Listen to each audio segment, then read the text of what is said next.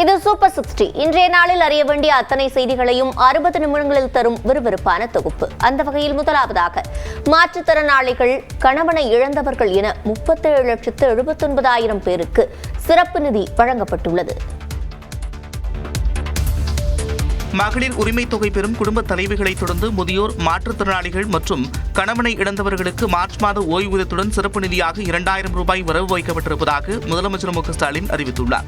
இதுகுறித்து எக்ஸ்தளத்தில் முதலமைச்சர் மு க ஸ்டாலின் வெளியிட்டுள்ள பதிவில், முதியோர், மாற்றுத்திறனாளிகள், கணவனை இழந்தவர்கள் என 37,79,000 பேருக்கு சிறப்பு நிதியாக தலா 2,000 ரூபாய் வரவு வைக்கப்பட்டிருப்பதாக கூறியுள்ளார்.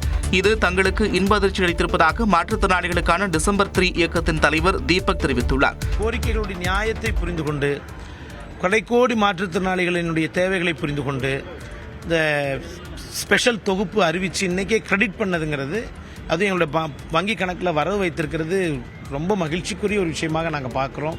மேலும் மீனவ குடும்பங்களுக்கு ஏப்ரல் முதல் ஜூன் வரையிலான காலகட்டத்திற்கான மீன்பிடி தடைக்கால உதவித்தொகையாக குடும்பம் ஒன்றுக்கு 8,000 ரூபாய் வீதம் மொத்தம் 1,62,900 குடும்பங்களுக்கு வழங்கப்பட்டு வருவதாக முதலமைச்சர் தெரிவித்துள்ளார். நீலகிரி மாவட்டத்தைச் சேர்ந்த 14,870 தேயிலை விவசாயிகள் பயன்பெறும் வகையில் 15 கூட்டுறவு தேயிலை தொழிற்சாலைகள் மூலம் கொள்முதல் செய்யப்பட்ட பசும் தேயிலைக்கு கிலோ 2 ரூபாய் ஆதார விலை என 8,53,00,000 ரூபாய் வழங்கப்பட்டிருப்பதாகவும் குறிப்பிட்டுள்ளார். மாதாந்திர உதவித்தொகையுடன் முதலமைச்சரின் சிறப்பு நிதி அறிவிப்புக்கு மாற்றுத்திறனாளிகள், முதியோர் உள்ளிட்டோர் வரவேற்பு தெரிவித்துள்ளனர். மாற்றுத்திறனாளிகளுக்காக சிறப்பு தொகையாக 2,000 ரூபாவை இந்த மாதம் கொடுத்துருக்காங்க. ரொம்ப மகிழ்ச்சியாக இருக்குது. தமிழக அரசுக்கும் மாற்றுத்திறனாளி சங்கத்து சார்பாகவும் என் சார்பாகவும் மனமார்ந்த நன்றிகளை தெரிவித்துக்கொள்கிறோம். இருந்தாலும் எங்களுக்கு இன்னும் கொஞ்சம் கூடுதலாக உதவி அரசாங்கத்திலேருந்து கிடச்சிதுன்னா ரொம்ப ஒரு இதாக இருக்கும்னு நினைக்கிறேன். அதை வாங்கினாலும் கஞ்சி குடிச்சுக்கிறேன், கூப்பினரிசி இதை 10 கிலோ வருது, அதையும் மூண்டுட்டு வீட்டோடு இருந்துக்கிறேன். குடும்பத்துக்கு ரொம்ப உதவியாக இருக்குது. எனக்கு வயசான காலத்தில் வேலையும் செய்ய முடியல என்ன, அதனால் ரொம்ப ஐயாவுக்கு நன்றி. நான் எங்கள் வீட்டுக்காரர் இறந்தாலும் எனக்கு நல்லபடியாக எனக்கு அவர் கொடுக்குற பைசாவை வச்சு நான் நல்லபடியாக வீட்டு இதை நடத்திக்கிறேன். இது வருடம் தோறும் எங்களுக்கு வருஷம் இந்த மாதிரி சிறப்பு நிதி எங்களுக்கு கொடுத்தா ரொம்ப ரொம்ப உதவியாக இருக்கும். தமிழ்நாடு அரசின் நிதி உதவி தங்களது மருத்துவ செலவு உள்ளிட்ட சிறு சிறு தேவைகளை பூர்த்தி செய்ய உதவியாக இருக்கும் எனவும் பயனாளிகள் குறிப்பிட்டுள்ளனர். தமிழகத்தில் பகுதி நேர ஆசிரியர்களுக்கான ஊதியத்தை 12,500 ரூபாயிலிருந்து 15,000 ரூபாயாக உயர்த்தி பள்ளிக்கல்வித்துறை அரசாணை வெளியிட்டுள்ளது. தமிழகத்தில் உடற்கல்வி, ஓவியம், கணினி அறிவியல், தையல், இசை, தோட்டக்கலை, கட்டிடக்கலை, வாழ்க்கை கல்வி என 11,773 பகுதி நேர ஆசிரியர்கள் பணிபுரிகின்றனர். தங்களுக்கான ஊதிய உயர்வு தொடர்பாக இவர்கள் கோரிக்கை வைத்து வந்த நிலையில் 2,500 ரூபாய் உயர்த்தி வழங்கப்படும் என பள்ளிக்கல்வித்துறை அமைச்சர் அன்பில் மகேஷ் ஏற்கனவே தெரிவித்திருந்தார். இந்நிலையில் இது தொடர்பாக பள்ளிக்கல்வித்துறை தற்போது அரசாணை வெளியிட்டுள்ளது. அதில் நடப்பாண்டு ஜனவரி முதல் அடுத்த 11 மாதங்களுக்கான தொகுப்பூதியத்தில் 2,500 ரூபாய் உயர்த்தப்பட்டுள்ளதாக தெரிவிக்கப்பட்டுள்ளது. அது மட்டுமல்லாமல் மே மாதத்திற்கு மட்டும் சிறப்பு உதவித்தொகையாக 10,000 ரூபாய் வழங்கப்படும் என்றும் குறிப்பிடப்பட்டுள்ளது. ஒருங்கிணைந்த பள்ளிக்கல்வியின் கீழ் பணிபுரியும் 11,773 பகுதி நேர ஆசிரியர்கள் இதன் மூலம் பயன்பெறுவார்கள் என்றும் தெரிவிக்கப்பட்டுள்ளது. நடப்பாண்டில் ஜனவரி முதல் மார்ச் வரையிலான 3 மாதங்களுக்கு மட்டும் சுமார் 8,82,00,000 ரூபாய் நிதி விடுவிக்கப்பட்டுள்ளதாக தெரிவிக்கப்பட்டுள்ளது. தமிழ்நாடு சட்டமன்ற தேர்தல் தேதி அடுத்த வார இறுதியில் அறிவிக்கப்பட வாய்ப்பிருப்பதாக தகவல் வெளியாகியுள்ளது. தமிழ்நாடு, புதுச்சேரி, கேரளா, மேற்குவங்கம், அசாம் ஆகிய 5 மாநில சட்டமன்றங்களுக்கு விரைவில் தேர்தல் நடைபெறவுள்ள நிலையில் அதற்கான ஏற்பாடுகள் குறித்து தலைமை தேர்தல் ஆணையர் ஞானேஷ்குமார் மற்றும் அவரது குழுவினர் ஒவ்வொரு மாநிலமாக நேரில் சென்று ஆய்வு நடத்தி வருகின்றனர். அந்த வகையில் அசாம், தமிழ்நாடு, புதுச்சேரியில் ஆய்வு நிறைவடைந்த நிலையில் வரும் வியாழக்கிழமை இரவு தலைமை தேர்தல் ஆணையர் ஞானேஷ்குமார் கேரளா செல்கிறார். வெள்ளி மற்றும் சனிக்கிழமைகளில் கேரள தலைமைச் செயலாளர் மற்றும் அரசியல் கட்சிகளின் பிரதிநிதிகள் தலைமை தேர்தல் ஆணையர் ஆலோசனை நடத்துகிறார். அதன் பிறகு அடுத்த வாரம் 9 மற்றும் 10 தேதிகளில் மேற்கு வங்கம் செல்லும் ஞானேஷ்குமார் தேர்தலுக்கான ஏற்பாடுகள் குறித்து ஆய்வு நடத்த உள்ளார். அனைத்து மாநிலங்களிலும் அடுத்த வாரத்திற்குள் ஆய்வு நிறைவடைய உள்ள நிலையில் வார இறுதியில் தேர்தல் தேதி அறிவிக்கப்படும் என்று எதிர்பார்க்கப்படுகிறது. மேலும் மேற்கு வங்கத்தில் 5 முதல் 7 கட்டங்களாக தேர்தல் நடத்தப்படும் என்றும், தமிழ்நாடு உள்ளிட்ட மற்ற 4 மாநிலங்களில் ஒரே கட்டமாக தேர்தல் நடத்தப்படும் என்றும் தகவல் வெளியாகியுள்ளது. துபாயில் அமெரிக்க தூதரகத்தை குறிவைத்து ஈரான் தாக்குதல் நடத்தியுள்ளது.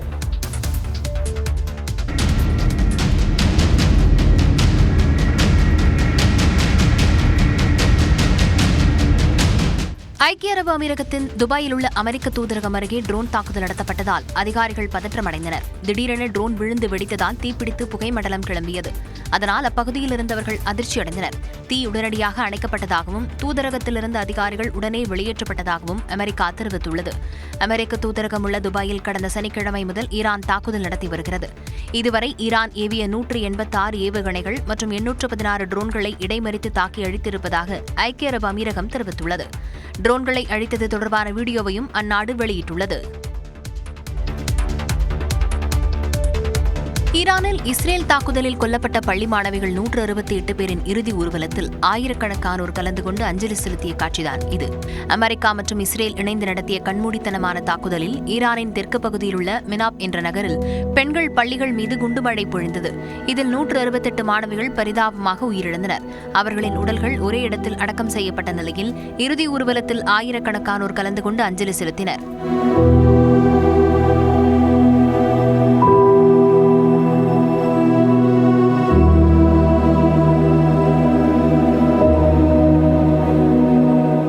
ஐநாவில் பேசிய ஈரானுக்கான தூதர் பஹ்ரைனி போர் விதிகளை மீறி பள்ளிகள் மீது நடத்திய தாக்குதல் கொடூரமானது என்று கூறினார். அதே சமயம் பள்ளிகள் மீது தாக்குதல் நடத்த திட்டமிடவில்லை என்று அமெரிக்கா விளக்கமளித்துள்ளது. இது தொடர்பாக விரிவான விசாரணை நடத்தப்படும் என்று ஐநா தெரிவித்துள்ளது.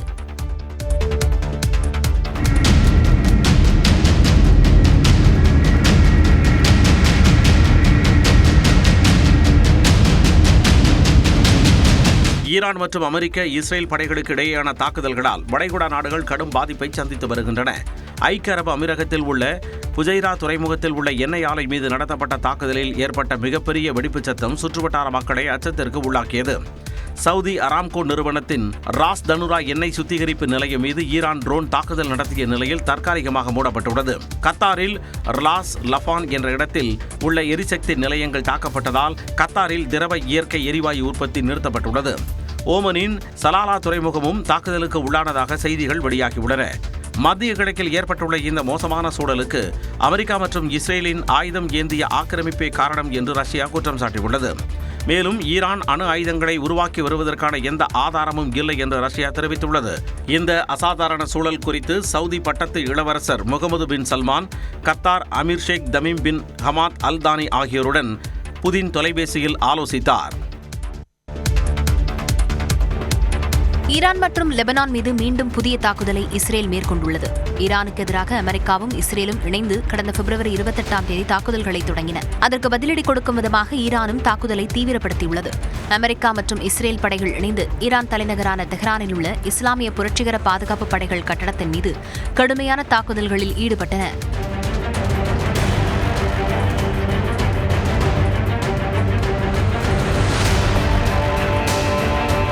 இத்தாக்குதலில் ஈரானுக்கு புதிய உயர் தலைவரை தேர்வு செய்வதற்காக கூடிய பல முக்கிய தலைவர்கள் உயிரிழந்ததாக இஸ்ரேல் கூறியுள்ளது. அதேபோல தெஹ்ரானில் உள்ள மஹ்ராபாத் விமான நிலையத்திலும் இஸ்ரேல் தாக்குதல் நடத்தியது.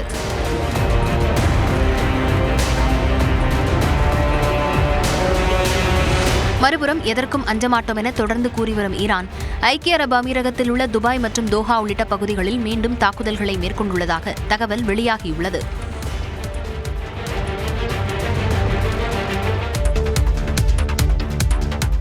மத்திய கிழக்கு நாடுகளில் போர் சூழல் தொடரும் நிலையில் வளைகுடா நாடுகளைச் சேர்ந்த மேலும் 2 தலைவர்களுடன் பிரதமர் மோடி நிலைமை குறித்து கேட்டறிந்தார். ஓமன் சுல்தான் ஹைதம் பின் தாரிக் மற்றும் குவைத்தின் பட்டத்து இளவரசர் ஷேக் ஜபா அல் கலீத் அல் ஹமத் அல் முபாரக் அல் சபா ஆகியோரிடம் பிரதமர் மோடி தொலைபேசி வாயிலாக உரையாடினார். அப்போது அந்தந்த நாடுகளில் நடந்த தாக்குதல்களுக்கு கவலை தெரிவித்த பிரதமர் மோடி அங்கு வசிக்கும் இந்திய சமூகத்தின் நலன் மற்றும் பாதுகாப்பு குறித்து விசாரித்தார் என தெரிவிக்கப்பட்டுள்ளது.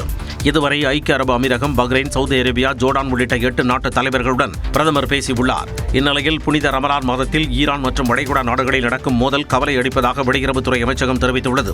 1 கோடிக்கு மேல் இந்தியர்கள் வளைகுடா பிராந்தியத்தில் வசித்து பணியாற்றி வருவதாக குறிப்பிட்டுள்ள அமைச்சகம் அவர்களின் பாதுகாப்பு மற்றும் நலனுக்கு முன்னுரிமை அளிக்கப்படும் என்றும் அவர்களை பாதிக்கும் வகையில் எது நடந்தாலும் அதனை கண்டுகொள்ளாமல் இருக்க முடியாது என்றும் குறிப்பிட்டுள்ளது. வளைகுடா பிராந்தியத்தை மையமாக கொண்டு வர்த்தகம் மற்றும் எரிசக்தி விநியோக சங்கிலி இருப்பதால் இந்த நிலை தொடர்ந்தால் இந்தியாவின் பொருளாதாரத்திலும் அதன் தாக்கம் இருக்கும் என்றும் இந்தியர்கள் அதிகம் பணிபுரியும் வணிக கப்பல்கள் மீதான தாக்குதலை இந்தியா கடுமையாக எதிர்ப்பதாகவும் தெரிவிக்கப்பட்டுள்ளது. மேலும் தற்போதைய சூழலை இந்தியா தொடர்ந்து கண்காணித்து வருவதாக தெரிவித்துள்ள வெளியுறவுத்துறை அமைச்சகம் நாட்டின் நலனை கருத்தில் கொண்டு முடிவெடுக்கப்படும் என்றும் குறிப்பிட்டுள்ளது. இஸ்ரேல் ஈரான் போர் தொடரும் நிலையில் இந்தியாவில் 25 நாட்களுக்கான கச்சா எண்ணெய் இருப்பு உள்ளதாக தகவல் வெளியாகியுள்ளது. போர் சூழல் காரணமாக ஈரானில் உள்ள ஹார்முஸ் நீரிணையை ஈரான் மூடியுள்ளது. தடையை மீறி கப்பல்கள் சென்றால் தீ வைப்போம் என்றும் ஈரான் எச்சரித்திருப்பதாக கூறப்படுகிறது. இதனால் இந்தியா உள்ளிட்ட ஆசிய நாடுகளுக்கு கச்சா எண்ணெயை எடுத்துச் செல்ல முடியாமல் 700 கப்பல்கள் காத்து கிடக்கும் நிலை ஏற்பட்டுள்ளது. எனினும் இந்தியாவில் அடுத்து 25 நாட்களுக்கான கச்சா எண்ணெய் இருப்பு உள்ளதாக தகவல்கள் வெளியாகியுள்ளன. இதனால் இந்தியாவில் எரிபொருட்கள் விலை உடனடியாக உயர வாய்ப்பில்லை என்று கூறப்படுகிறது.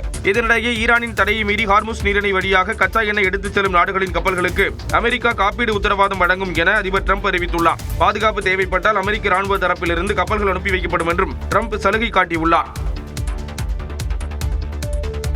கிரீஷ் சோடங்கர் நடத்திய பேச்சுவார்த்தையில் சிக்கல் ஏற்பட்டதால் மூத்த தலைவர் ப. சிதம்பரத்தை காங்கிரஸ் கட்சி களமிறக்கியது. திமுக உடனான தொகுதி பங்கீட்டு பிரச்சனையில் ப. சிதம்பரத்தை காங்கிரஸ் களத்தில் இறக்கியதால் கூட்டணி உறுதியான நிலையில் இன்று முக்கிய அறிவிப்பு வெளியாகும் என தகவல் கிடைத்துள்ளது. தமிழகத்தில் ஆட்சியில் பங்கும் கூடுதல் தொகுதிகளை கேட்டும் காங்கிரஸ் கோரிக்கை வைத்து வந்ததால் திமுக உடனான தொகுதி பங்கீட்டில் இழுபறியும் பிணக்கும் நீடித்து வந்தது. காங்கிரஸ் மேலிட பொறுப்பாளர் கிரீஷ் சோடங்கர் நடத்திய பேச்சுவார்த்தை சோடை போன நிலையில் முதலமைச்சர் ஸ்டாலினுடன் இணக்கமான நட்பு கொண்டுள்ள மூத்த தலைவர் ப. சிதம்பரத்தை களமிறக்க சோனியாவும் கார்கியும் முடிவெடுத்தனர். சிதம்பரத்துடன் அவர்கள் வீடியோ காலில் பேசியதாகவும் அப்போது தான் மட்டும் தனியாக சென்று முதலமைச்சரை சந்திக்க விரும்புவதாக கண்டிஷன் போட்டதாக கூறப்படுகிறது. அதன்படி சென்னை ஆழ்வார்பேட்டையில் உள்ள இல்லத்தில் முதலமைச்சர் மு.க. ஸ்டாலினை ப. சிதம்பரம் சந்தித்துள்ளார். ஏறத்தாழ 1 மணி நேரம் பேச்சுவார்த்தை நடைபெற்றது. அப்போது தேசிய தலைமை திமுக உடனான கூட்டணியை தொடர விரும்புவதாக முதலமைச்சரிடம் தெரிவிக்கப்பட்டதாக கூறப்படுகிறது. 25 இடங்களை வழங்க திமுக முன்வந்திருந்த நிலையில் ப. சிதம்பரம் பேச்சுவார்த்தைக்கு பிறகு 28 தொகுதிகளை கொடுக்க முன்வந்துள்ளதாகவும் தற்போது காங்கிரஸ் 31 இடங்களை கேட்டு வருவதாக கூறப்படுகிறது. கார்த்தி சிதம்பரம், கனிமொழி உள்ளிட்டோர் சுமூகமாக பேச்சுவார்த்தை நடத்த முக்கிய பங்காற்றியதாக கூறப்படுகிறது.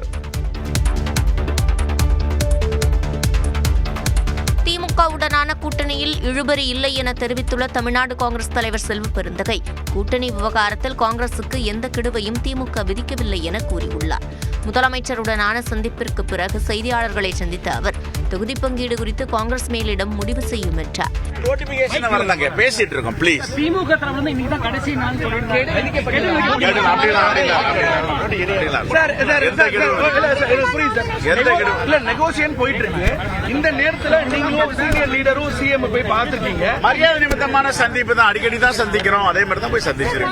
இந்நிலையில் காங்கிரசுடனான பேச்சுவார்த்தையை முதலமைச்சர் சுமூகமாக முடிப்பார் என திமுக செய்தி தொடர்பாளர் TKS இளங்கோவன் நம்பிக்கை தெரிவித்தார். பேச்சு தொடர்கிறது, ஏதேனும் ஒரு நல்ல முடிவு எட்டப்படும். அது அவங்க கேட்கறது வேற, நம்ம சொல்றது வேற. அது என்ன அந்த பேச்சுவார்த்தையில அமிக்கபலா முடிக்கத்தான் எங்க தலைவர் விரும்புவாரு. இதனிடையே இன்று தொகுதி பங்கீடு பேச்சுவார்த்தை நடத்த மக்கள் நீதி மையத்திற்கு திமுக அழைப்பு விடுத்துள்ளது. மக்கள் நீதி மையம் சார்பில் தேர்தல் பணிக்குழு தங்கவேல், மௌரியா, அருணாச்சலம் ஆகியோர் பேச்சுவார்த்தைக்கு செல்ல உள்ளனர். சட்டமன்ற தேர்தல் அரசியல் பரபரப்புக்கு நடுவே மாமல்லபுரத்தில் நடைபெற்ற தமிழ்நாடு காங்கிரஸ் கமிட்டி தலைவர் செல்வ பெருந்தகையின் மகள் நிச்சயதார்த்த விழாவில் முதலமைச்சர் மு.க. ஸ்டாலின் பங்கேற்றார். தமிழ்நாடு காங்கிரஸ் கமிட்டி தலைவர் செல்வ பெருந்தகையின் மகள் அக்ஷய பிரியாவின் நிச்சயதார்த்த விழா செங்கல்பட்டு மாவட்டம் மாமல்லபுரத்தில் உள்ள தனியார் நட்சத்திர விடுதியில் விமர்சையாக நடைபெற்றது. இந்த விழாவில் தமிழக முதலமைச்சர் ஸ்டாலின் நேரில் கலந்து கொண்டு மணமக்களை வாழ்த்தினார். அவருடன் துணை முதலமைச்சர் உதயநிதி ஸ்டாலின், திமுக MP கனிமொழி, தமிழக அமைச்சர்கள் KN நேரு, தங்கம் தென்னரசு, தாமு அன்பரசன் உள்ளிட்டோர் பங்கேற்றனர். நிச்சயதார்த்த மேடையில் மணமக்களை வாழ்த்திய பிறகு முதலமைச்சர் மு.க. ஸ்டாலின் தனது கூட்டணி கட்சி தலைவர்களுடன் ஒன்றாக அமர்ந்து உணவருந்தினார். கூட்டணி இழுபறிக்கு நடுவே முதலமைச்சரும் செல்வ பெருந்தகையும் நிகழ்ச்சியில் இன்முகத்துடன் கலந்துரையாடினர்.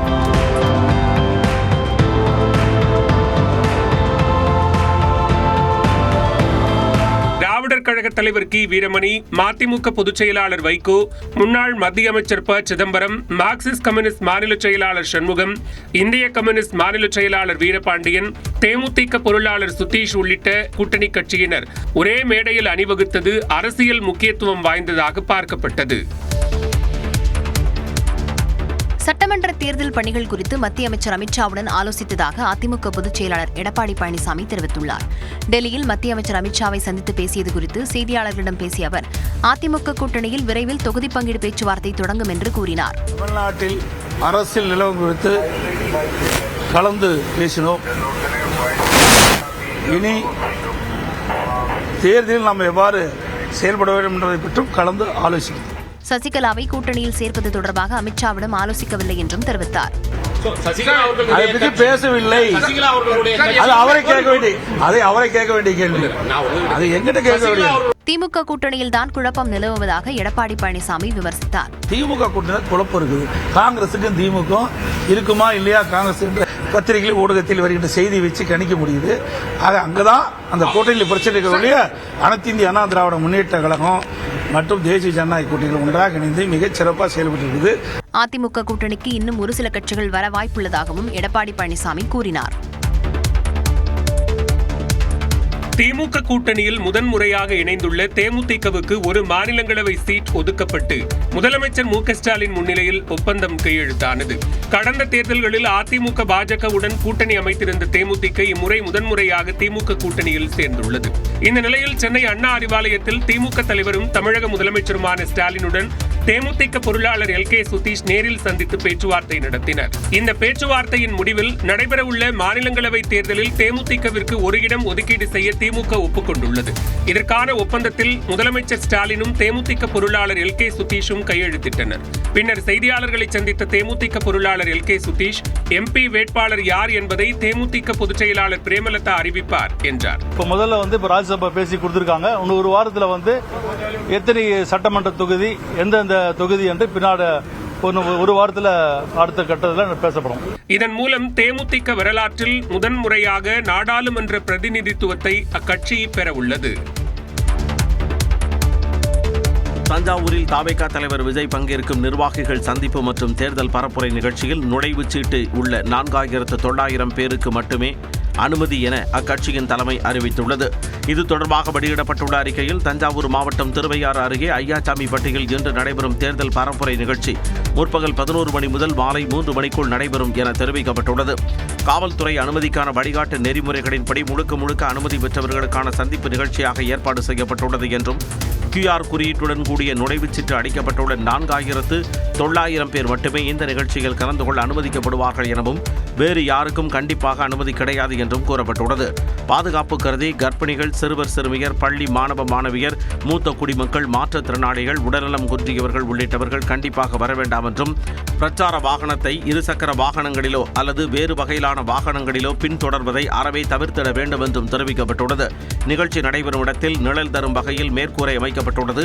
பங்கேற்பாளர்களுக்காக அமைக்கப்பட்டுள்ள ஒவ்வொரு பாக்ஸுகளிலும் 80% அளவில் மட்டுமே பங்கேற்பாளர்கள் அனுமதிக்கப்படுவார்கள் என்றும் அறிக்கையில் கூறப்பட்டுள்ளது. உலகம் முழுவதும் சந்திர கிரகணத்தை வெறுங்கண்களால் மக்கள் பார்த்து ரசித்தனர். தூத்துக்குடி மாவட்டம் கோவில்பட்டியில் தொலைநோக்கி மூலம் வானில் நிலவிய சந்திர கிரகணத்தை மக்கள் பார்வையிட்டு வியந்தனர். கொடைக்கானல் மலைப்பகுதியில் மேகமூட்டம் இருந்ததால் 12 நிமிடம் மட்டுமே பகுதி சந்திர கிரகணம் தென்பட்டது. உள்ளூர் மக்கள் மட்டுமன்றி சுற்றுலா பயணிகளும் நிலவை கண்டு ரசித்தனர்.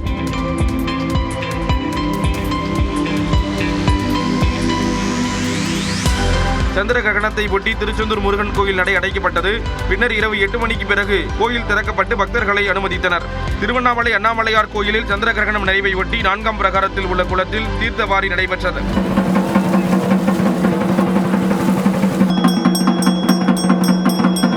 திருப்பதி ஏழுமலையான் கோயில் நடை நேற்று காலை 9 மணி முதல் இரவு 7:30 மணி வரை அடைக்கப்பட்டது. கிரகணம் முடிந்ததை அடுத்து கோயில் முழுவதும் தூய்மைப்படுத்தப்பட்டு பக்தர்கள் அனுமதிக்கப்பட்டனர்.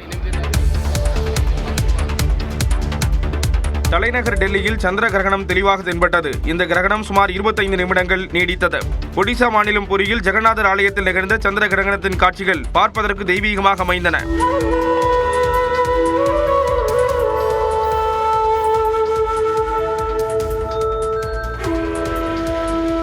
இதேபோன்று மேகாலயா, அஸ்ஸாம், உத்தரப்பிரதேசம், சண்டிகர் என நாட்டின் பல்வேறு நகரங்களிலும் முழு சந்திர கிரகணம் நிகழ்ந்தது. சிவப்பு நிறத்தில் காட்சியளித்த நிலவினை கண்டு மக்கள் ரசித்தனர். சந்திர கிரகணம் முடிந்ததை அடுத்து வாரணாசியில் பக்தர்கள் கங்கையில் புனித நீராடி வழிபட்டனர். மேலும் கங்கைக்கு ஆரத்தி எடுக்கப்பட்டது. உலகின் பல்வேறு நாடுகளில் இந்த ஆண்டுக்கான முழு சந்திர கிரகணம் நேற்று நிகழ்ந்தது. வானில் சூரியன், பூமி, நிலா ஆகிய மூன்றும் ஒரே நேர்கோட்டில் வரும்போது பூமியின் நிழல் நிலவின் மீது விழுகிறது. இதுவே சந்திர கிரகணமாகும். உலகின் பல்வேறு பகுதிகளில் இந்த சந்திர கிரகணத்தை பார்க்க முடிந்தது. பிளட் மூன் என்று அழைக்கப்படும் இந்த முழு சந்திர கிரகணம் தாய்லாந்தில் தென்பட்டது. இரவு வானில் மஞ்சள் மற்றும் சிவப்பு நிறத்தில் நீல நிற விளிம்புடன் நிலவு காட்சியளித்ததை மக்கள் ஆச்சரியத்துடன் கண்டு ரசித்தனர்.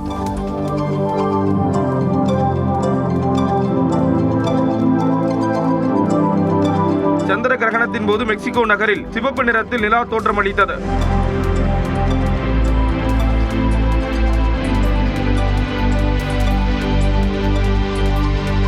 பிலிப்பைன்ஸ் தலைநகர் மணிலாவிலும் இந்த அரிய நிகழ்வை காண மக்கள் உற்சாகத்துடன் திரண்டனர். தொலைநோக்கி வழியாக நிலவின் செந்நிற தோற்றத்தை மிக அருகில் கண்டு ரசித்தனர்.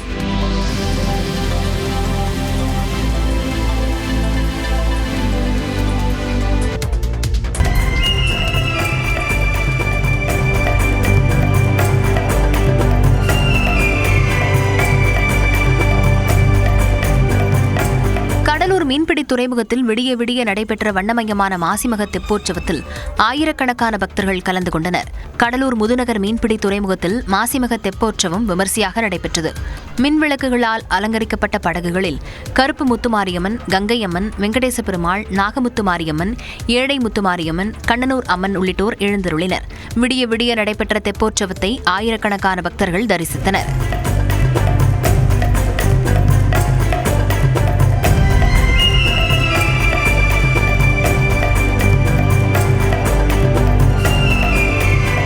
மேளதாளங்கள் முழங்க வானவேடிக்கையுடன் படகுகளில் சாமிகள் கொண்டு செல்லப்பட்டு துறைமுகம் மீன்பிடி தளத்தில் நிறுத்தப்பட்டது. விழுப்புரத்தில் ஆள் நடமாட்டம் உள்ள பகுதியில் பட்டப்பகலில் நகை வியாபாரியிடம் சுமார் 2.5 கோடி ரூபாய் மதிப்பிலான தங்க நகைகளை முகமூடி அணிந்த நபர்கள் வழிப்பறை செய்த சம்பவம் அதிர்ச்சியை ஏற்படுத்தியுள்ளது. விராட்டிக்குப்பம் பகுதியைச் சேர்ந்த நகை வடிவமைக்கும் தொழில் செய்யும் ராஜமாணிக்கம் என்பவர் 2 கிலோ நகைகளை பையில் வைத்துக் கொண்டு சென்னைக்கு ரயில் மூலம் செல்ல புறப்பட்டார். அப்போது அவரை பின்தொடர்ந்து வந்த 5 பேர் கொண்ட முகமூடி கும்பல் கத்தியை காட்டி மிரட்டி தங்க நகைகளை பறித்துவிட்டு தப்பி சென்றதாக தெரிகிறது. நகைகளை பறிகொடுத்த ராஜமாணிக்கம் நகர காவல் நிலையத்தில் புகார் அளித்தார். இதுகுறித்து வழக்கு பதிவு செய்யப்பட்ட நிலையில் முகமுடி அணிந்து வழிப்பறையில் ஈடுபட்ட கும்பலை பிடிக்க 5 தனிப்படைகள் அமைக்கப்பட்டுள்ளது. ராஜமாணிக்கத்திடம் 15 பேர் பணியாற்றி வரும் நிலையில் அவர்களிடமும் காவலர்கள் தீவிர விசாரணை நடத்தி வருகின்றனர்.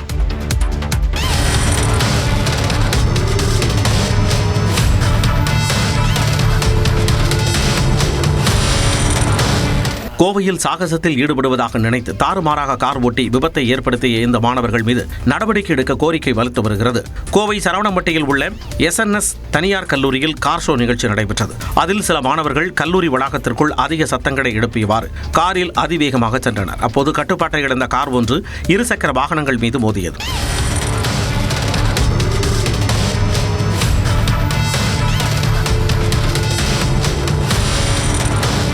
இதில் நல்வாய்ப்பாக 2 மாணவிகள் நூலிழையில் உயிர் தப்பினர். இந்த வீடியோ சமூக வலைதளங்களில் வெளியான நிலையில் கல்லூரிகளில் கார் ஷோ நிகழ்ச்சிக்கு ஏற்பாடு செய்த நிர்வாகத்தினர் மீது உரிய நடவடிக்கை எடுக்க வேண்டும் என்று பொதுமக்கள் கோரிக்கை வைத்துள்ளனர். சென்னையில் ஆபரண தங்கம் ஒரே நாளில் 2 முறை விலை குறைந்ததால் நகை வாங்குவோர் சற்று நிம்மதியடைந்துள்ளனர். சென்னையில் 1 கிராம் ஆபரண தங்கம் காலையில் 10 ரூபாய் குறைந்த நிலையில் மாலையில் 185 ரூபாய் என மொத்தம் 195 ரூபாய் குறைந்து 1 கிராம் 15,465 ரூபாய்க்கு விற்கப்படுகிறது. 1 சவரன் தங்கம் காலையில் 80 ரூபாயும் மாலையில் 1,480 ரூபாயும் என மொத்தம் 1,560 ரூபாய் குறைந்து 1 சவரன் ஆபரண தங்கம் 1,23,720 ரூபாய்க்கு விற்கப்படுகிறது. அதே நேரம் வெள்ளி விலையில் எந்த மாற்றமும் இன்றி 1 கிராம் வெள்ளி 315 ரூபாய்க்கும் 1 கிலோ கட்டி வெள்ளி 3,15,000 ரூபாய்க்கும் விற்பனை செய்யப்படுகிறது. அமெரிக்கா, இஸ்ரேல், ஈரான் போர் காரணமாக சர்வதேச அளவில் கச்சா எண்ணெய் தட்டுப்பாடு ஏற்படும் சூழல் நிலவுவதால் முதலீட்டாளர்களின் கவனம் அதன் பக்கம் திரும்பியதை தங்கம் வெள்ளி விலை குறைய காரணம் என கூறப்படுகிறது.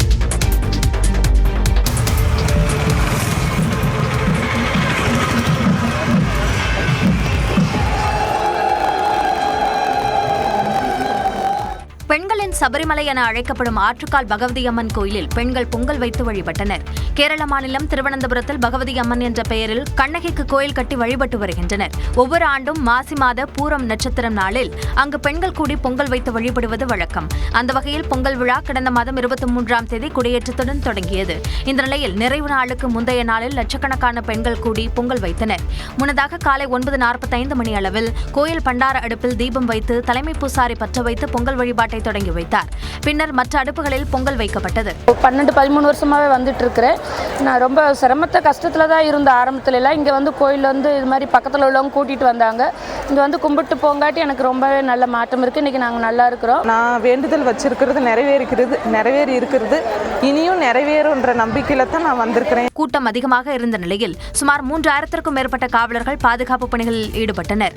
சிறப்பு பேருந்து வசதிகளும் ஏற்பாடு செய்யப்பட்டிருந்தன.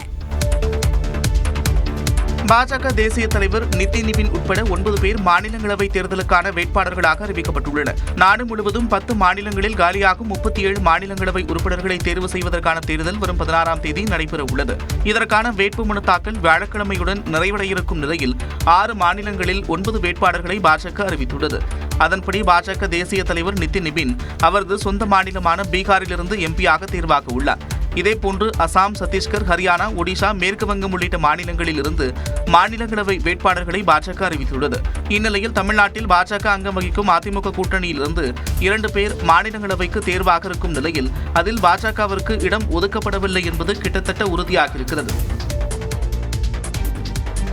T20 உலகக்கோப்பை கிரிக்கெட்டின் முதல் அரையிறுதிப் போட்டி இன்று இரவு கொல்கத்தா மைதானத்தில் நடைபெறுகிறது. 20 ஓவர் உலகக்கோப்பை திருவிழாவில் இன்று நடைபெறவுள்ள முதல் அரையிறுதி ஆட்டத்தில் தென்னாப்பிரிக்காவும் நியூசிலாந்தும் மல்லுக்கட்ட உள்ளன.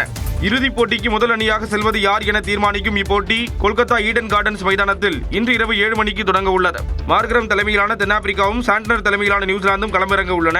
கடந்த முறை இறுதிப் போட்டி வரை முன்னேறி வந்த தென்னாப்பிரிக்கா இந்தியாவிடம் தோல்வியை தழுவி அதன் கோப்பை கனவு தகர்ந்தது. அதேபோல நியூசிலாந்து அணியும் ஒருமுறை கூட T20 உலகக்கோப்பையை வெல்லாத நிலையில் இப்போட்டியை எதிர்கொள்ள உள்ளது. அரையிறுதியின் மற்றொரு போட்டியில் இந்தியாவும் இங்கிலாந்தும் நாளை மும்பை வான்கடேவில் பலப்பரீட்சை நடத்த உள்ளன.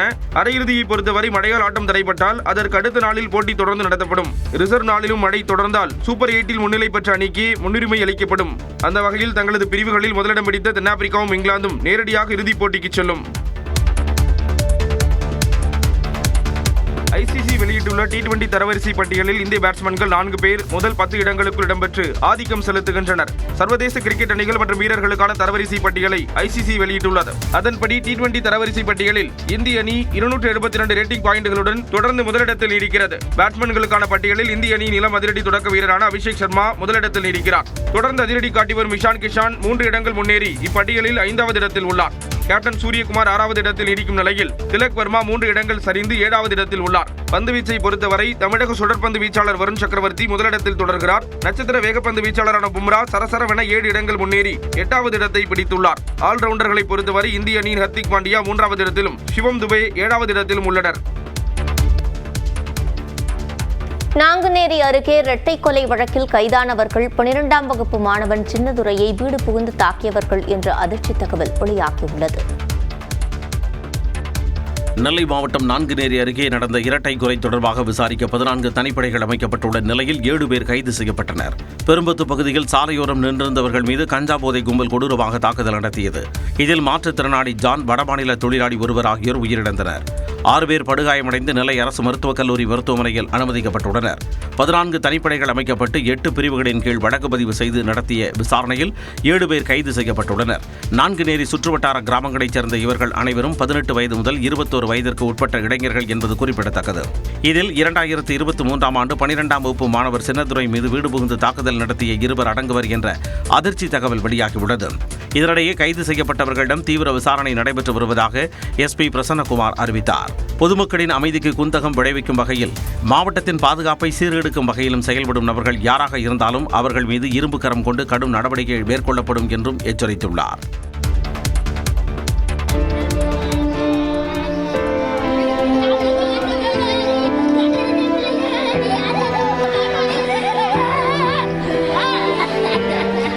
நெல்லை நான்குநேரி அருகே நடந்த இரட்டை கொலையில் கணவரை இழந்து வாய் பேச முடியாத மனைவி கதறி அடும் காட்சியே இது. இரட்டை கொலைக்கு காரணமான அனைவரையும் கைது செய்ய வலியுறுத்தியும் பெரும்பத்து கிராமத்திற்கு பாதுகாப்பு கோரியும் அப்பகுதி மக்கள் சாலை மறியலில் ஈடுபட்டனர். நான்குநேரி களக்காடு சாலையில் நடந்த இந்த போராட்டத்தால் போக்குவரத்து பாதிக்கப்பட்டது. இந்நிலையில் போராட்டக்காரர்களுடன் சட்டப்பேரவை சபாநாயகர் அப்பாவு பேச்சுவார்த்தை நடத்தினார். இதையடுத்து போராட்டம் கைவிடப்பட்டது.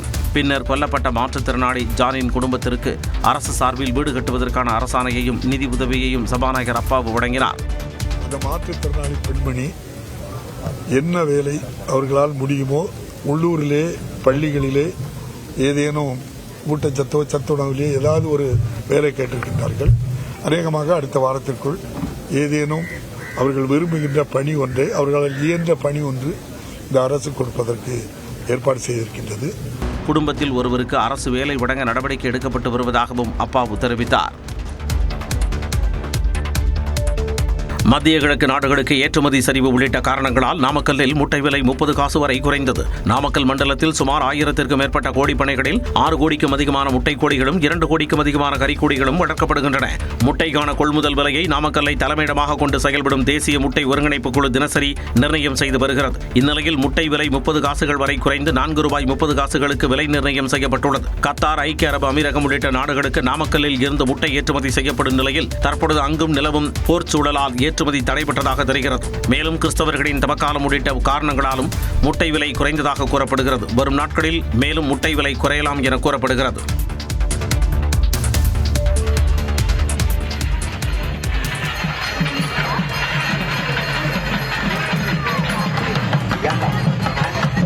புதுச்சேரியின் பாரம்பரியமிக்க விழாக்களில் ஒன்றான மாசிமக கடல் தீர்த்தவாரி திருவிழா வைத்திக்குப்பம் கடற்கரையில் மிக விமரிசையாக நடைபெற்றது. 124வது ஆண்டாக நடைபெற்ற இந்த விழாவில் புதுச்சேரி மற்றும் அதன் அருகில் உள்ள தமிழ்நாடு பகுதிகளில் இருந்து 100க்கும் மேற்பட்ட கோவில்களின் உற்சவ மூர்த்திகள் பல்லக்குகளில் ஊர்வலமாக கொண்டு வரப்பட்டனர். மணக்குட விநாயகர், மயிலம்புருகன், தீவனூர் பொய்யாமொழி விநாயகர், செஞ்சி ரங்கநாதர், திண்டிவனம் சீனிவாச பெருமாள், சிங்கிரிகுடி லட்சுமி நரசிம்மர் மற்றும் மேல்மலையனூர் அங்காள பரமேஸ்வரி என புகழ்பெற்ற உற்சவ மூர்த்திகள் இந்த தீர்த்தவாரியில் பங்கேற்றன. வைத்திக்குப்பம் கடற்கரையில் பிரம்மாண்ட பந்தல் அமைக்கப்பட்டு அங்கு வரிசையாக அமர்த்தப்பட்டிருந்த உற்சவ மூர்த்திகளை ஒரே இடத்தில் தரிசனம் செய்தது பக்தர்களுக்கு பரவசத்தை அளித்தது. நம்ம எல்லா ஊருக்கும் போயிட்டு ஒவ்வொரு சாமி ஒவ்வொரு இடத்துலையும் போய் தரிசனம் பண்ணுவோம். இங்கே வந்தாக்கா மாசிமகத்துக்கு வந்தாக்கா எல்லா சாமியும் ஒரே இடத்துல தரிசனம் பண்ணலாம். பாண்டிச்சேரியை பொறுத்த வரைக்கும் புளியாறுலேருந்து முருகர், வள்ளிதேவி, அவங்க அம்மன் எல்லா சாமியும் வருவாங்க. 108 சாமி, சாய்பாபா எல்லா சாமியும் வருவாங்க. பக்தர்கள் கடலில் புனித நீராடி சுவாமிகளுக்கு நடைபெற்ற தீபாராதனையை தரிசனம் செய்து வழிபட்டனர். சென்னை எண்ணூரில் உள்ள அனல் மின் நிலைய வளாகத்தில் முறையாக அனுமதியின்றி நடைபெற்று வந்ததாக மரகத நாணயம் 2 திரைப்படத்தின் படப்பிடிப்பை மின்வாரிய அதிகாரிகள் தடுத்து நிறுத்தினர். கடந்த 2017ஆம் ஆண்டில் ஆதி, நிக்கி கல்ராணி நடிப்பில் வெளியாகி வரவேற்பை பெற்ற மரகத நாணயம் படத்தின் 2ஆம் பாகம் தற்போது தயாராகி வருகிறது. இந்த படத்தின் முக்கிய காட்சிகளை சென்னை எண்ணூர் அனல் மின் நிலைய வளாகத்தில் நடத்த மின்வாரியத்திடம் படக்குழுவினர் அனுமதி கோரியிருந்தனர். அதற்கான முறையான அனுமதி கடிதம் வழங்கப்படுவதற்கு முன்பே படக்குழுவினர் படப்பிடிப்பை தொடங்கியதாக கூறப்படுகிறது. இதனையடுத்து அங்கு வந்த மின்வாரிய ஊழியர்கள் கட்டடங்கள் மிகவும் பழுதடைந்து இடியும் நிலையில் இருப்பதால் படப்பிடிப்பு நடத்துவது உயிருக்கு ஆபத்தானது என்று கூறி தடுத்து நிறுத்தினர். திறந்த வெளியில் படப்பிடிப்பு நடத்துவதாக அனுமதி கூறிவிட்டு ஆபத்தான கட்டிடங்களுக்கு அருகிலேயே படப்பிடிப்பு நடத்துவதாகவும் மின்வாரியம் தரப்பில் குற்றம் சாட்டப்பட்டுள்ளது. மின்வாரிய உயரதிகாரிகளின் உத்தரவை தொடர்ந்து படப்பிடிப்பு தளத்தில் நிறுத்தப்பட்டிருந்த வாகனங்கள் அனைத்தும் வெளியேற்றப்பட்டது. முறையான அனுமதி கிடைக்கும் வரை படப்பிடிப்பை தொடங்கக்கூடாது என்று கூறி மின்வாரிய அதிகாரிகள் அங்கு முகாமிட்டுள்ளனர். சென்னை கொளத்தூரில் இந்து சமய அறநிலையத்துறை சார்பில் கட்டப்பட்ட மூத்த குடிமக்களுக்கான உறைவிடத்தை முதலமைச்சர் மு.க.ஸ்டாலின் திறந்து வைத்தார். கொளத்தூர் சட்டமன்ற தொகுதிக்குட்பட்ட ராஜாஜி நகர் 8வது தெருவில் தேவிபாலியம்மன் மற்றும் இளங்காளியம்மன் கோயில் சார்பில் 11,88 லட்சம் ரூபாய் செலவில் மூத்த குடிமக்களுக்கான உறைவிடம் கட்டப்பட்டுள்ளது. இதனை திறந்து வைத்த முதலமைச்சர் மு.க.ஸ்டாலின் மூத்த குடிமக்களுடன் கலந்துரையாடினார்.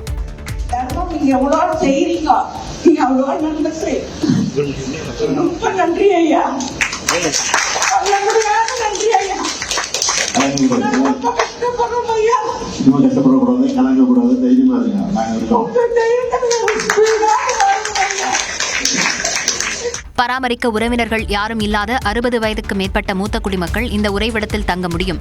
இதில் நடைபயிற்சி, யோகா மேற்கொள்வதற்கும் செஸ், கேரம் உள்ளிட்டவற்றை விளையாடுவதற்கும் ஏற்பாடு செய்யப்பட்டுள்ளது. வளைகுடா நாடுகளில் உள்ள இந்தியர்களை பாதுகாக்க மத்திய அரசு நடவடிக்கை எடுக்க வேண்டும் என திருமாவளவன் வலியுறுத்தியுள்ளார்.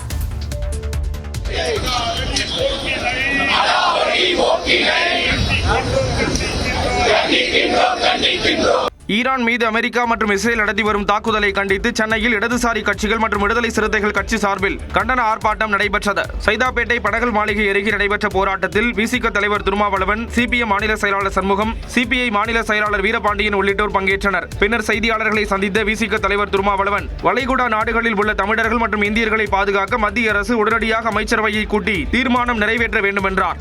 உடனடியாக நிறுத்த வேண்டும்.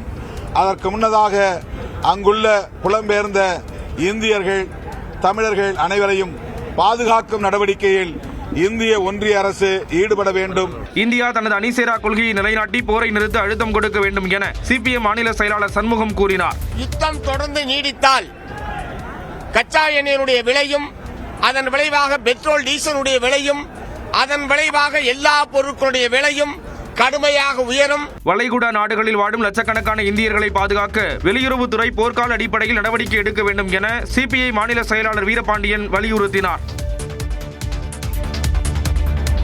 கூட்டணி குறித்து 3 நாட்களில் முடிவு செய்யப்படும் என்று பாமக நிறுவனர் ராமதாஸ் தெரிவித்துள்ளார். பாமகவில் ராமதாஸ் மற்றும் அன்புமணி இடையே ஏற்பட்ட கருத்து வேறுபாடு காரணமாக அக்கட்சியினர் 2 தரப்பாக செயல்பட்டு வருகின்றனர். இதில் அன்புமணி அதிமுக தலைமையிலான தேசிய ஜனநாயக கூட்டணியுடன் கைகோர்த்த நிலையில் ராமதாஸின் கூட்டணி நிலைப்பாடு மீதான எதிர்பார்ப்பு அதிகரித்துள்ளது. கடந்த சனிக்கிழமையே கூட்டணி நிலைப்பாட்டை அறிவிப்பதாக கூறியிருந்த நிலையில் தைலாபுரம் இல்லத்தில் செய்தியாளர்களிடம் பேசிய ராமதாஸ் தற்போதைக்கு எந்த முடிவும் எடுக்கவில்லை என்றார். கூட்டணி பற்றி முடிவு செய்யல, விரைவில் முடிவு செய்வோம். தொடர்ந்து பேசிய அவர் 3 நாட்களில் கூட்டணி குறித்து முடிவு செய்யப்படும் என்று தெரிவித்தார். இன்னும் ஒரு 3 நாட்கள் தமிழக அரசியலில் ரொம்ப பரபரப்பாக இருக்கும். 3 நாட்களில் கூட்டணி உறுதி செய்யப்படும். உறுதி செய்யப்படும். மாற்றங்கள் வருவது இயற்கை என்றும் ஒரு முடிவெடுத்துவிட்டால் அதில் உறுதியாக இருப்போம் என்றும் ராமதாஸ் குறிப்பிட்டார். தமிழ்நாடு சட்டமன்ற தேர்தலுக்கான தாவேகாவின் தேர்தல் அறிக்கையை மகளிர் தினத்தன்று வெளியிட அக்கட்சியின் தலைவர் விஜய் திட்டமிட்டிருப்பதாக தகவல்கள் தெரிவிக்கின்றன. சட்டமன்ற தேர்தல் நெருங்கும் சூழலில் முதன்முறையாக தேர்தலை சந்திக்கும் தாவேகா முழுவீச்சில் தயாராகி வருகிறது. அக்கட்சியின் தலைவர் விஜய் மாவட்ட வாரியாக நிர்வாகிகள் மற்றும் தொண்டர்களை சந்தித்து வருகிறார். மற்றொருபுறம் தேர்தல் அறிக்கை தயாரிப்பது தொடர்பாக தாவேகா கொள்கை பரப்பு பொதுச் செயலாளர் அருண்ராஜ் தலைமையிலான குழு 5 மண்டலங்களில் பொதுமக்களின் கருத்துக்களை கேட்டது. மேலும் இணையதளம் வாயிலாகவும் தாவேகா தரப்பில் பொதுமக்களின் கருத்துக்கள் கேட்கப்பட்டன. பொதுமக்களின் கருத்துக்களை தொகுத்து குழு தயாரித்துள்ள அறிக்கையை வெளியிட விஜய் திட்டமிட்டுள்ளதாக கூறப்படுகிறது. அந்த வகையில் சட்டமன்ற தேர்தலுக்கான தாவேகாவின் தேர்தல் அறிக்கையை மகளிர் தினமான வரும் 8ஆம் தேதி வெளியிட விஜய் திட்டமிட்டுள்ளதாக தகவல் வெளியாகியுள்ளது. விவசாயிகள், மீனவர் மற்றும் தொழிலாளர் நலன், பெண்கள் உள்ளிட்டோரை மையப்படுத்தி தாவேகாவின் தேர்தல் அறிக்கை இருக்கக்கூடும் என்று கூறப்படுகிறது. விமானத்தில் பணிப்பெண்ணுக்கு பாலியல் தொல்லை கொடுத்ததாக திமுக கவுன்சிலர் கைது செய்யப்பட்டுள்ள சம்பவம் அதிர்ச்சியை ஏற்படுத்தியுள்ளது. கடந்த 25ஆம் தேதி மாலை சென்னையிலிருந்து டெல்லிக்கு சென்ற இண்டிகோ ஏர்லைன்ஸ் விமானத்தில் திருவள்ளூர் நகராட்சி திமுக கவுன்சிலர் பிரபாகரன் என்பவர் தனது நண்பர் தியாகுவுடன் பயணித்தார். அவர்கள் மதுபோதையில் இருந்ததாக கூறப்படுகிறது. விமானம் புறப்பட தயாரான போது அவர்கள் இருவரும் இருக்கையின் அருகே நின்றிருந்ததை பார்த்த விமான பணிப்பெண் ஒருவர் அவர்களை இருக்கையில் அமருமாறு கூறியதாக தெரிகிறது. அப்போது அவர்கள் இருவரும் விமான பணிப்பெண்ணை ஒருமையில் பேசியதோடு பாலியல் தொந்தரவு கொடுத்ததாகவும் கூறப்படுகிறது. இது தொடர்பாக அந்த விமான பணிப்பெண் மீனம்பாக்கம் அனைத்து மகளிர் காவல் நிலையத்தில் புகார் அளித்தார். அதன்படி வழக்கு பதிவு செய்யப்பட்ட நிலையில் பிரபாகரன், தியாகு ஆகியோர் டெல்லியிலிருந்து விமானம் மூலம் திரும்பி வந்தபோது விமான நிலையத்திலேயே கைது செய்யப்பட்டனர். விழுப்புரம் மாவட்டம் செஞ்சி அருகே கிணற்றில் கார் கவிழ்ந்த விபத்தில் திருவண்ணாமலைக்கு கிரிவலம் சென்று திரும்பிய வழக்கறிஞர்கள் 4 பேர் பரிதாபமாக உயிரிழந்தனர். ஸ்ரீபெரும்புத்தூரைச் சேர்ந்த வினோத், ராஜா, ஜெயவேல், சேகர் ஆகிய 4 வழக்கறிஞர்கள் திருவண்ணாமலைக்கு கிரிவலம் சென்றனர். கிரிவலம் முடிந்து 4 பேரும் ஊர் திரும்பிய போது விழுப்புரம் மாவட்டம் செஞ்சி அருகே ஆலம்பூண்டியில் கட்டுப்பாட்டை இழந்தவர்களின் கார் சாலை ஓரம் இருந்த கிணற்றில் விழுந்தது. தகவல் அறிந்து விரைந்த தீயணைப்பு மற்றும் மீட்பு படையினர் உள்ளூர் மக்களின் உதவியுடன் கிணற்றில் இருந்த காரை கயிறு கட்டி மேலே இழுத்தனர்.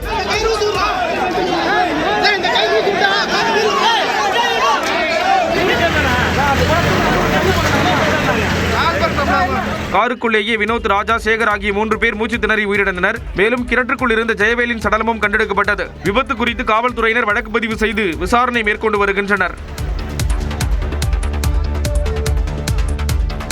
சென்னை வேளச்சேரி மற்றும் பரங்கிமலை ரயில் நிலையங்களுக்கு இடையே புதிதாக அமைக்கப்பட்டுள்ள பறக்கும் ரயில் தடத்தில் அதிவேக சோதனை ஓட்டம் நடைபெற உள்ளதாக தெற்கு ரயில்வே அறிவித்துள்ளது. வேளச்சேரி பரங்கிமலை இடையேயான பறக்கும் ரயில் திட்டத்திற்கான பணிகள் 2008ஆம் ஆண்டை தொடங்கப்பட்டன.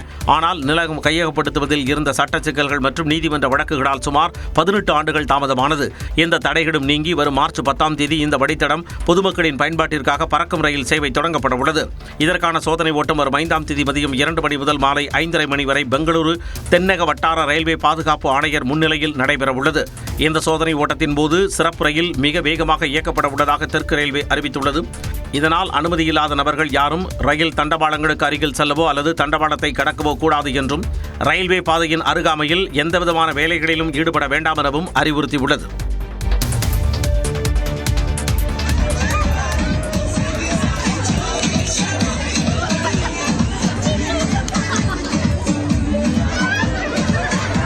வட இந்தியா முழுவதும் ஹோலி பண்டிகை கடைகட்டிய நிலையில் தலைநகர் டெல்லியில் கொரிய கலாச்சார மையத்தில் கொண்டாட்டம் கடைகட்டியது.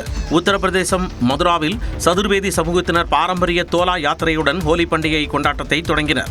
மும்பை மரைன் டிரைவ் பகுதியில் மக்கள் வண்ணங்களை தூவி நடனமாடி மகிழ்ந்தனர். நாக்பூரில் இத்தாலியைச் சேர்ந்த யோகா குரு மாஹி மற்றும் அவரது சீடர்கள் இணைந்து ஹோலி கொண்டாடினர். ராஜஸ்தானின் கோட்டாவில் உள்ள தனது இல்லத்தில் மக்களவைத் தலைவர் ஓம் பிர்லா ஹோலி கொண்டாடினார். கோவாவின் சங்காலியில் மக்களுடன் முதலமைச்சர் பிரமோத் சாவந்த் ஹோலி கொண்டாடினார்.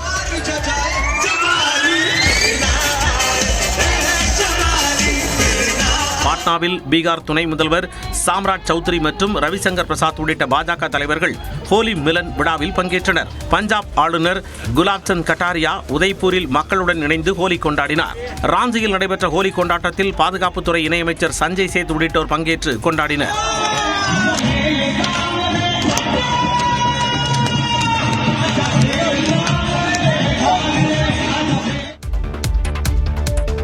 மாநிலங்களுக்கு உரிய அதிகாரத்தை பெற தமிழ்நாடு முதலமைச்சர் மு க ஸ்டாலின் மேற்கொண்டுள்ள முயற்சிக்கு ஆதரவளிப்பதாக கர்நாடக முதலமைச்சர் சித்தராமையா தெரிவித்துள்ளார். மத்திய மாநில உறவுகள் குறித்து உச்சநீதிமன்ற முன்னாள் நீதிபதி குரியன் ஜோசப் தலைமையிலான குழு சமர்ப்பித்த அறிக்கையின் முதல் பாகத்தை பெற்றுக் கொண்டதாக கூறி தமிழ்நாடு முதலமைச்சர் மு க ஸ்டாலினுக்கு கர்நாடக முதலமைச்சர் சித்தராமையா கடிதம் எழுதியுள்ளார்.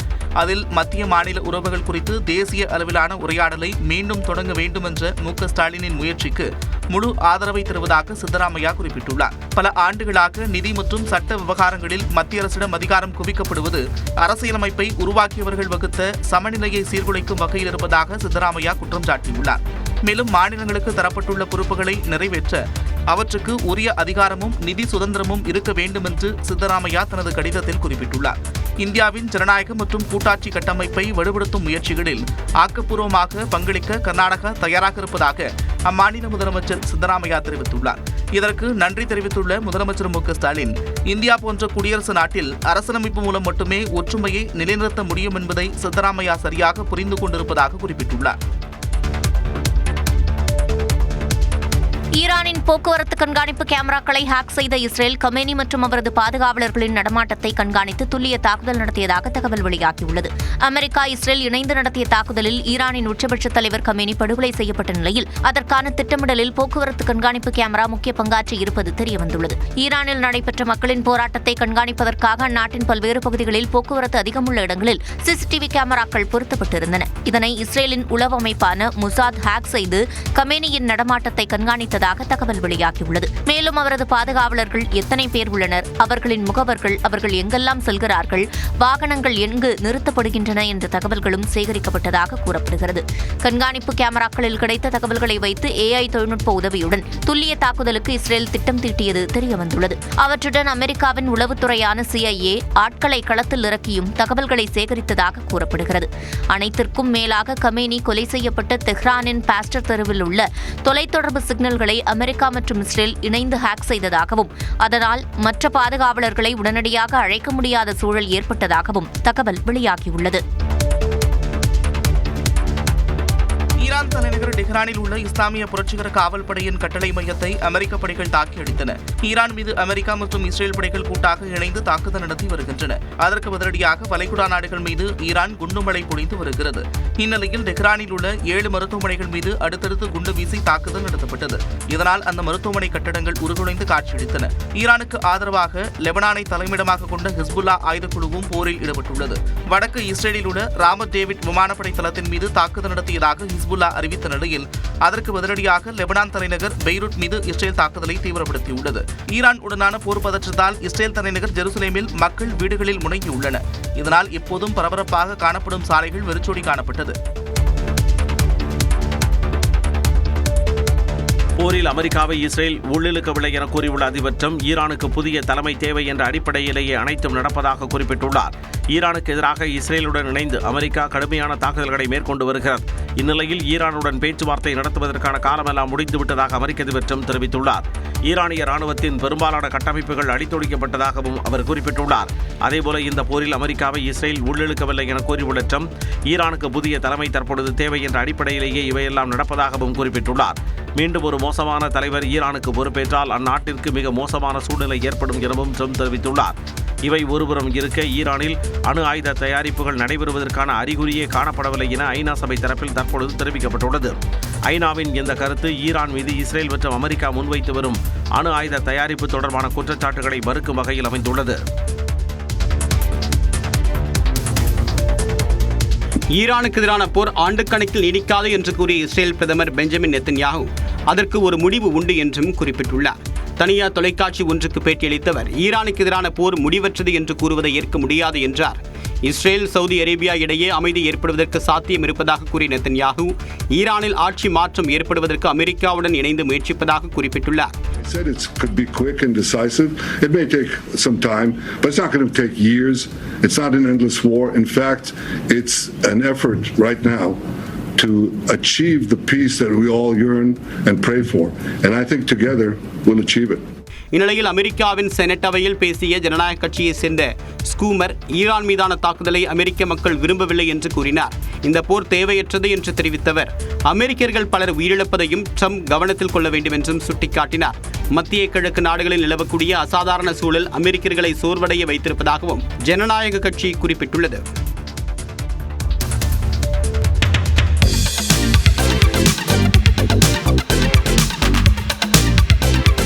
திரைத்துறையில் கவனம் பெற்ற நாய்க்குட்டிகளுக்கு விருது வழங்கும் வித்தியாசமான நிகழ்ச்சி லண்டனில் நடைபெற்றது. ஃபிடோ விருதுகள் என்ற பெயரில் ஒவ்வொரு ஆண்டும் திரைப்படங்கள், தொடர்களில் நடிக்கும் நாய்க்குட்டிகளுக்கு விருதுகள் வழங்கப்படுகிறது. அந்த வகையில் நடப்பாண்டு லண்டனில் நடைபெற்ற விருது வழங்கும் நிகழ்ச்சிக்கு வித்தியாசமான நாய்க்குட்டிகளை அவற்றின் உரிமையாளர்கள் அழைத்து வந்தனர்.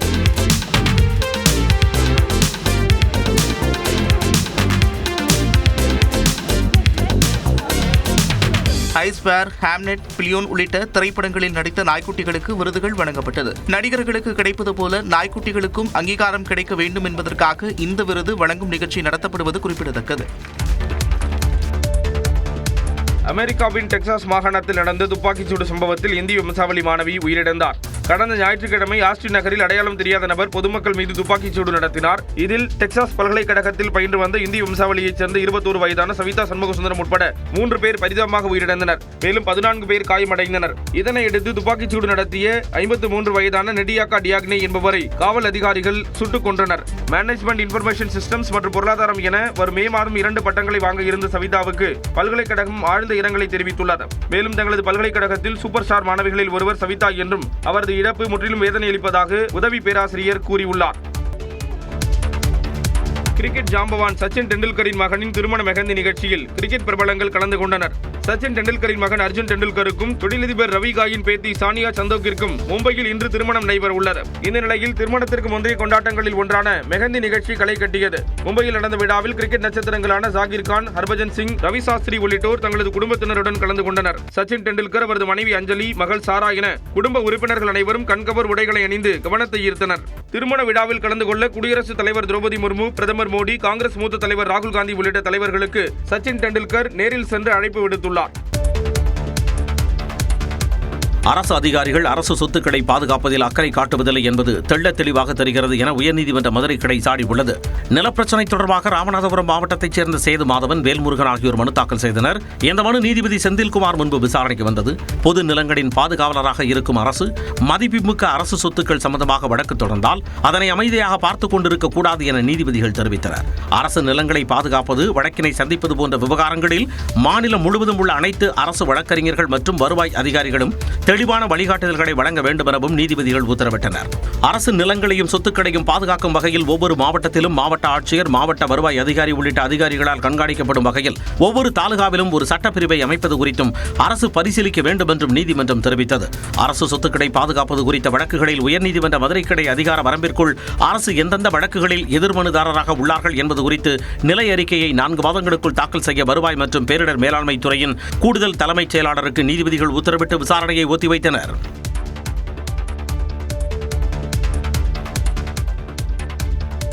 தமிழ்நாட்டில் அதிகபட்ச வெப்பநிலை இயல்பை விட 3 டிகிரி செல்சியஸ் வரை அதிகரிக்க வாய்ப்பிருப்பதாக சென்னை வானிலை மையம் தெரிவித்துள்ளது. இதுகுறித்து வெளியிடப்பட்டுள்ள செய்திக்குறிப்பில் 7ஆம் தேதி வரை தமிழ்நாடு, புதுச்சேரி மற்றும் காரைக்கால் பகுதிகளில் அதிகபட்ச வெப்பநிலை அதிகரிக்க வாய்ப்பிருப்பதாக குறிப்பிடப்பட்டுள்ளது. 9ஆம் தேதி வரை தமிழ்நாடு, புதுச்சேரி மற்றும் காரைக்கால் பகுதிகளில் வறண்ட வானிலை நிலவக்கூடும் என்றும் தெரிவிக்கப்பட்டுள்ளது. மேலும் 7ஆம் தேதி முதல் 9ஆம் தேதி வரை மேற்கு தொடர்ச்சி மலை மாவட்டங்கள் மற்றும் தென் தமிழ்நாடு கடலோர மாவட்டங்களில் ஓரிரு இடங்களில் லேசான மழை பெய்யக்கூடும் என்றும் வானிலை மையம் கணித்துள்ளது.